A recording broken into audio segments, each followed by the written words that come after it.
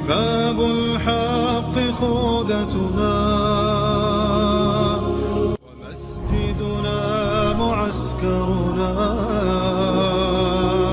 وحق الله يحفظه جنود الحق والإيمان فلا ظلم سيطغرنا ولا ظلم سيضعفنا فقلعتنا سيحميها جموع الشعب في الميدان.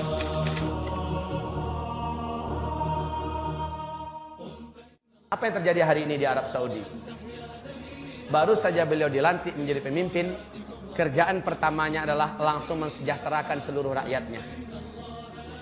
Mensejahterakan seluruh rakyatnya. Seluruh pegawai-pegawai di Arab Saudi termasuk polisi dan tentara diberi gaji 2 kali lipat dari sebelumnya.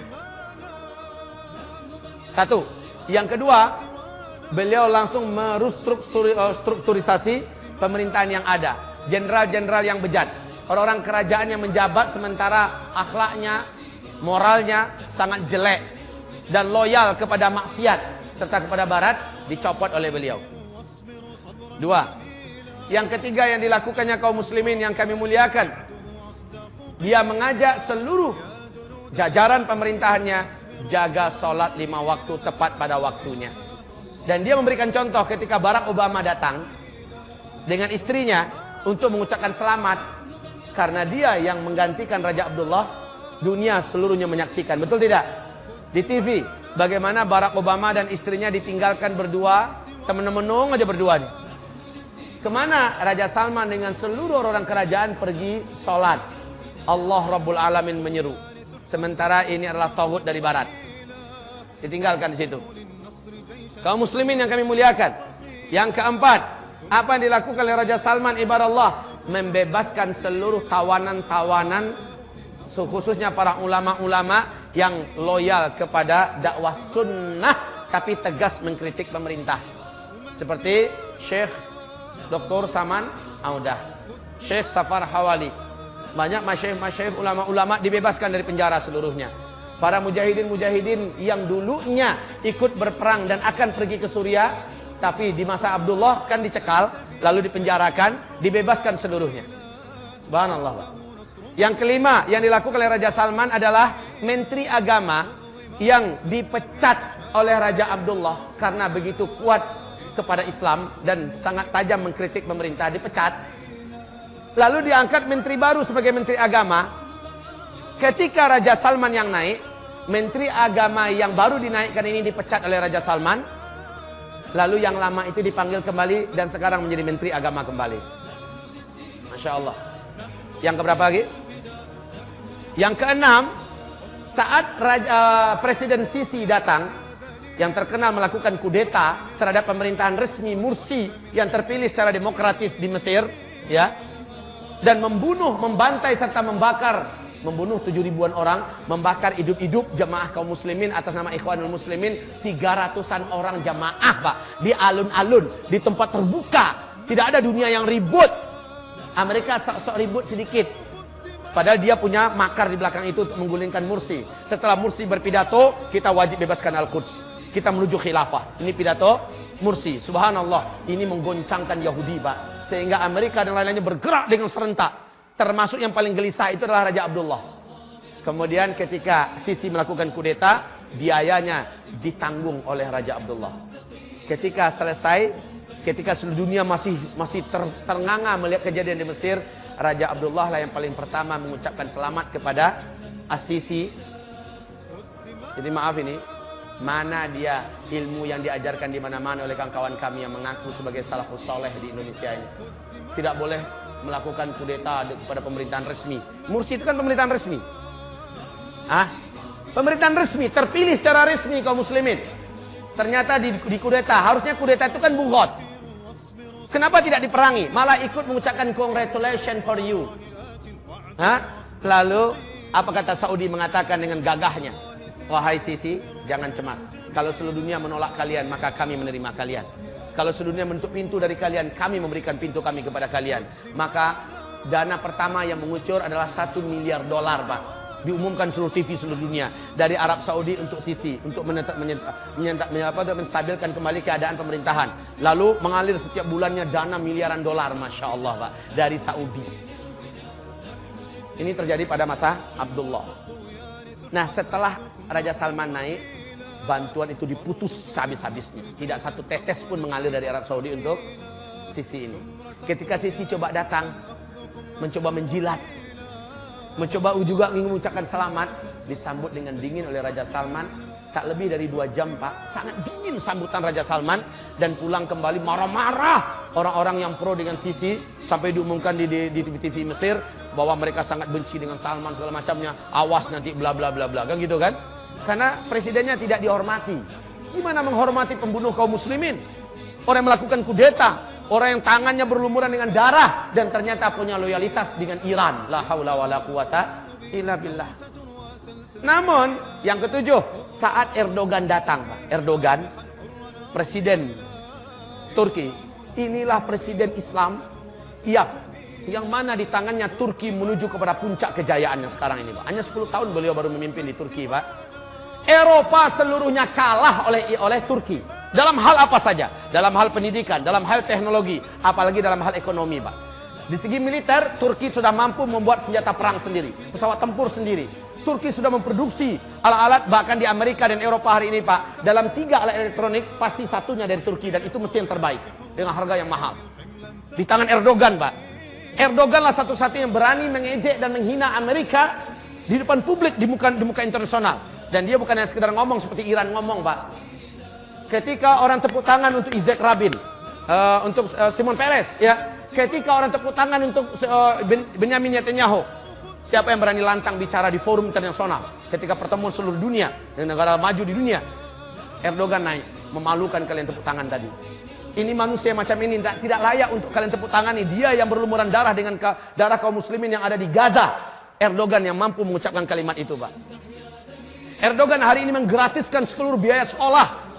Rumah sakit ratusan bermunculan sekarang ini dengan fasilitas yang mewah, gratis untuk rakyatnya. Subhanallah kaum muslimin.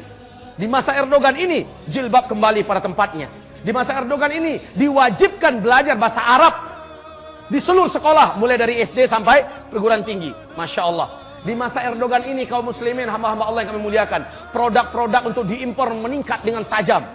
Di masa Erdogan ini 3 tahun berturut-turut, maskapai penerbangan yang terbaik di muka bumi, 3 tahun berturut-turut Turki yang punya. Subhanallah, Pak. Dari nomor 111 Turki, ketika Erdogan naik, sekarang naik ke sampai tingkat 16.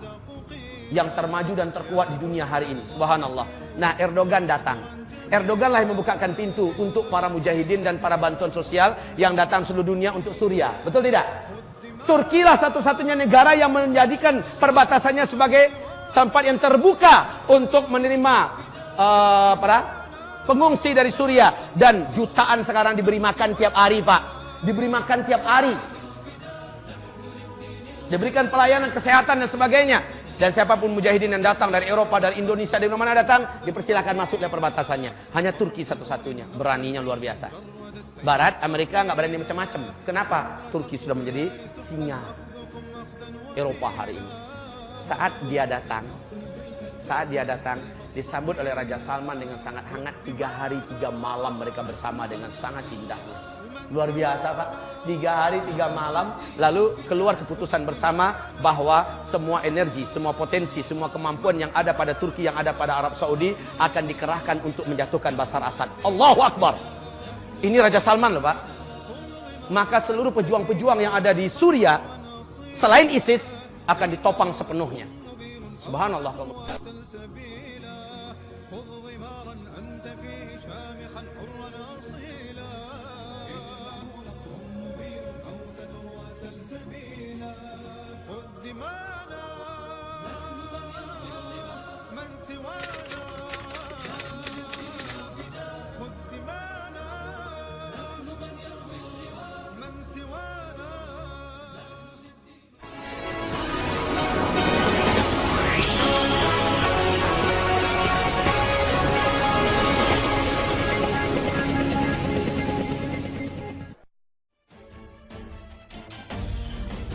Kerusuhan di negara Iran dimanfaatkan apik oleh Turki dan pasukan oposisi Suriah atau FSA.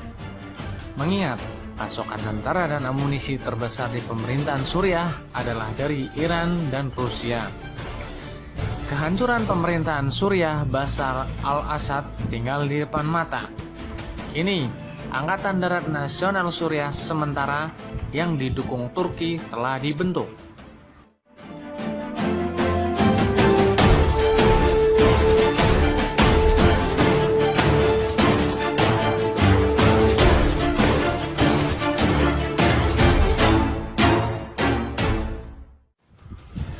Tentara Nasional dengan kekuatan 22 personil yang baru saja terbentuk adalah kekuatan tempur terbesar di Suriah sejak perang di Suriah tahun 2011. Sekitar 30 subkelompok tentara pembebas Suriah atau FSA di bawah dukungan Turki telah bersatu untuk membentuk tentara nasional dengan kekuatan 22.000 personil menjadi kelompok bersenjata terbesar di Suriah yang berperang melawan rezim Bashar al-Assad, ISIS, dan PKK komunis.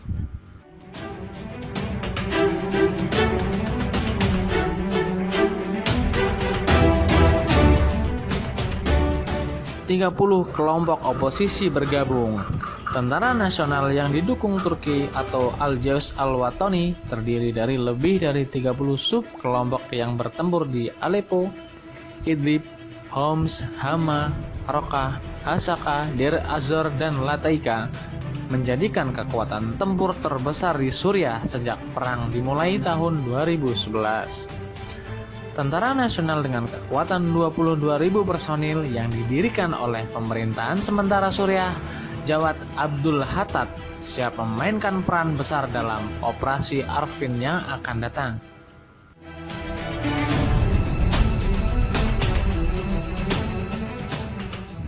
Insya Allah, kehancuran Bashar al-Assad Syiah Nusyairiyah akan hancur sehancur-hancurnya.